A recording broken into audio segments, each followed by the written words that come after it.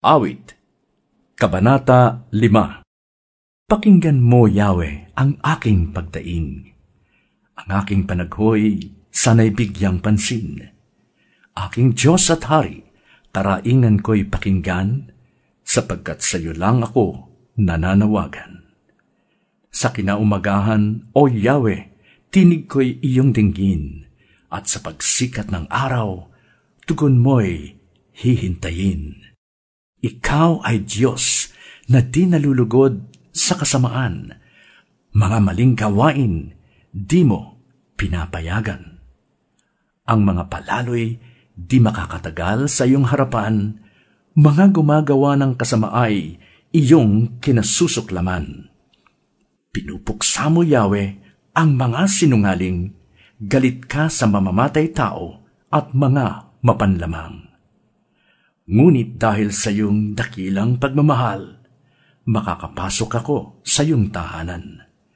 Ika'y sambahin ko sa templo mong banal. Luluhod ako, tanda ng aking paggalang. Patnubayan mo ako, Yahweh, sa iyong katuwiran, dahil napakarami ng sa aki humahadlang. Landas mong matuwid sa aki ipaalam, upang ito'y aking laging masundan. Ang mga sinasabi ng mga kaaway ko'y kasinungalingan, sa loobin nila'y pawang kabulukan. Parang bukas na libingan ang kanilang lalamunan, pananalita nila'y pawang panlilinlang. O Diyos, sila sana'y iyong panagutin, sa sariling pakana sila'y iyong pabagsakin. Sa dami ng pagkakasala nila, sila'y iyong itakwil, sapagkat mapaghimagsik sila at mga suwail. Ngunit ang humihingi ng tulong sa iyo ay masisiyahan, at lagi silang aawit ng may kagalakan.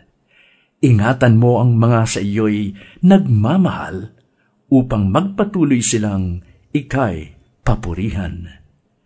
Pinagpapala mo, O Yahweh, ang mga taong matuwid, at gaya ng kalasag, protektado sila ng iyong pag-ibig.